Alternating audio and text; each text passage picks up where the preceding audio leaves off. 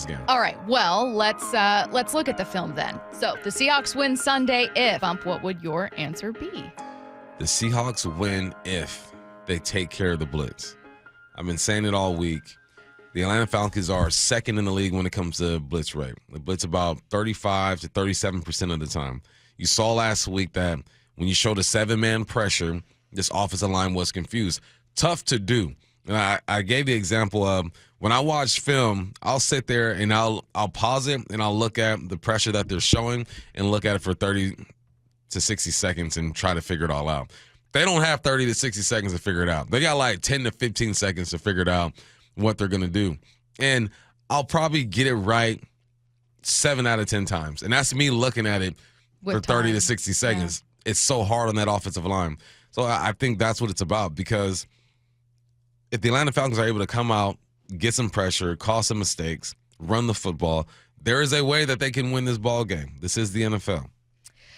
Julio in Mill Creek, and I have the same answer.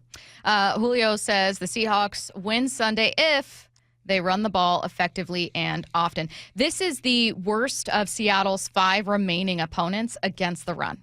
And I just read a Bill Barnwell column. It was really interesting, and it was talking about the players with the most at stake for the next 5 games. And one of his players was Ken Walker. Ken Walker is set to become a free agent. He's had a fine season, but this is really when he can make millions of dollars for himself if he takes off. Mm-hmm. Well, the next couple teams you're going to play are anywhere from solid, like the Rams, to middling, kind of like average. But the Falcons, they're 25th against the run. That is by far the worst run defense you're going to face. Is this an opportunity for Ken Walker? Yeah, the run game has been weird, man, because we're asking for improvement. I think we got vast improvement from last year. You have a running back that's about to go for 1,000 yards if he keeps it up. The last, 3 or 4 games, collectively, you've gone over 100 yards. Mm-hmm. Zach Charbonnet has 8 touchdowns coming in the red zone. The run game ain't been that bad. I just think that we look at what Marshawn did back in the day, what Sean Alexander did back in the day, and you're always comparing it to that. It's not going to be that. It will never be that again. At least, let me never say never. It's not going to be that this year or the next year. But yeah, the run is important. The run establishes everything. In my old age, okay, your boy's gonna be 40 next week. In my old age, that's crazy. It is crazy. Join me in like 10 years, okay? Thank you. In my old age, I appreciate the run so much more. We broke down a play last night on Hawks Alive, and it was Zach Charbonnet's 17-yard touchdown, and it was just an outside zone, and there were bodies on bodies, and it was beautiful. When you're able to run the football, you control the tempo of the game. You set the tone. So I think your question was, is the run game important? Yeah, it's extremely important, and it's okay. Like, I like where the run game is right now. Yeah, you don't think the run game is a problem? I don't think it's a problem. No. Yeah, no, I don't think it's a problem. I think it does. I think turnovers are a problem. The run game is just, it is what it is. It's not a strength of the team. Okay. Is that how Mike McDonald would have drawn it up before the season started? No, he and John Schneider clearly wanted to make this one of the league's best run games. Right now, what the run is doing is setting up a really explosive pass game, and it's doing so really effectively, so that's perfectly fine. I do wish they averaged just a few more yards per game. And so I'm curious to see. And look, for Ken Walker's sake, right? Like, it's bad news for Seattle if Ken Walker absolutely takes off and adds a couple $1 million to a contract for him in free agency. It's great news for Ken Walker. Back to the text line. The Seahawks win if we handle Bijon, says TJ in the 425. Yesterday I said he can't be Christian McCaffrey. He cannot just be doing whatever he wants to on a football field. He has close to 1,000 yards rushing already, close to 600 yards receiving already. Before last night's game, I said he's the best running back in the league. It's Gibbs. Gibbs is the best running back in the league right now. It's ridiculous what he's doing. I was also really upset because I feel like a couple of those touchdowns could have been Goff just tossing him, flipping him one, and it would have been great for me. Selfishly, I would have loved one or two of those to go to Jared Goff. Yeah, I'm sure you would have. I digress. But yeah, excuse me. Bijon Robinson is the deal. He makes this thing go. He's the engine to this offense. When you have a running back who is good in the run game, good in the pass game, all options are open, and he's such a mismatch because what are you going to do with him?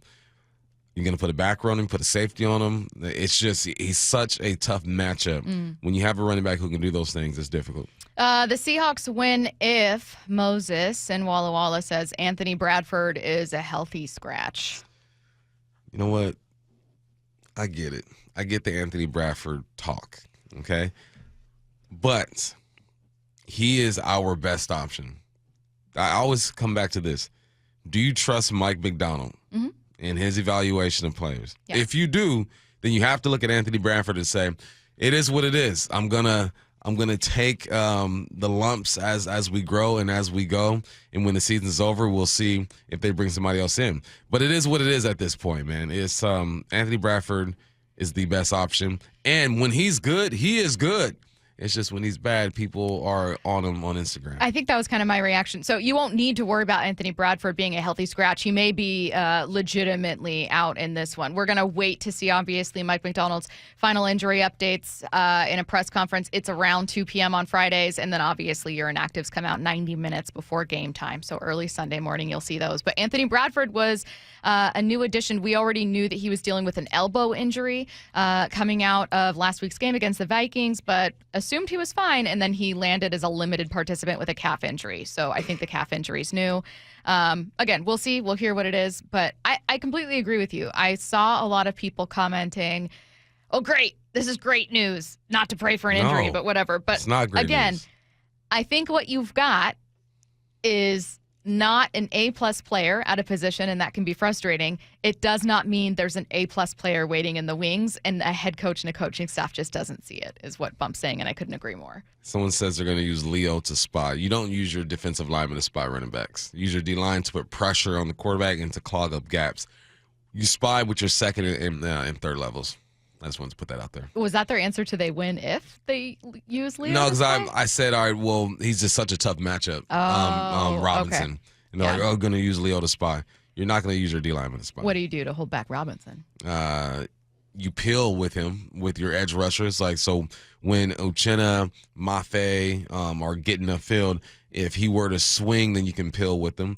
You can use like a Drake or Ernest to spy him, but D-line, they got to clog up gaps and get after the quarterback. I will say this about the Atlanta Falcons. Bijon Robinson is immensely talented. He's 5 yards away from 1,000 yards on the season, and that doesn't include the nearly 600 receiving yards he has and 2 receiving touchdowns. However, the Falcons have over 100 on the ground in 4 of their last contests. They are 1-3.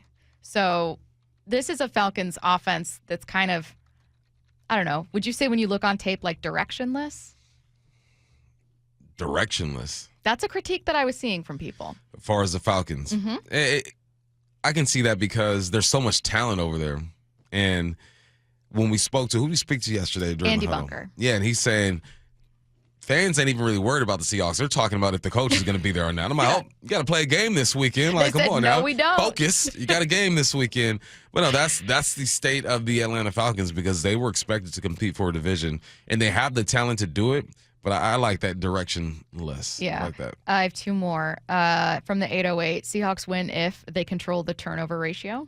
Yeah, every week. Yeah. Every week. Seahawks win if they let Cousins be Cousins. Which Cousins are we talking about? You don't want to let him be 2 Kirk Cousins is all I'm saying. I'm saying. I'm just saying. Good Kirk Cousins is good. Good Kirk Cousins can cook. He's a Pro Bowler. Good Kirk Cousins. You let Kirk Cousins be You let Kirk the Cousins version be late 30s Kirk Cousins. Yeah. Even late 30s. Minnesota Vikings. I would like to point out one thing about the Falcons' last game.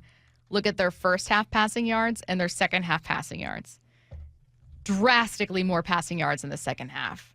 I don't think they were like playing from behind. I think they at one point took a lead over the Jets. I don't know. The point I'm making is Kirk Cousins has 3 starts. And I was wondering in reviewing some of those stats, I didn't dive into the film like you did, but just in just kind of like looking at, the stats, I was wondering, like, was he able to kind of get back into the swing of things a little bit? I'm not worried about the fact. I think the Seahawks are going to win. Yeah, they should by like win. every single metric, they have an advantage. But I did wonder, was this a game where even though they lost to the Jets, they lost by virtue of a bad special teams, and that Kirk Cousins was kind of warming back up again and getting himself a bit comfortable? Do you remember swag surfing Kirk Cousins? Chain wearing Kirk Cousins. Chain wearing Kirk Cousins. Kirko Cousins. He's out there. He's there. It's still in him. He's good for a game or two. He's ready. So let's not sleep on Kirk. Don't do it. I can see a situation where the Hawks just dominate him, but I can also see Kirk getting hot.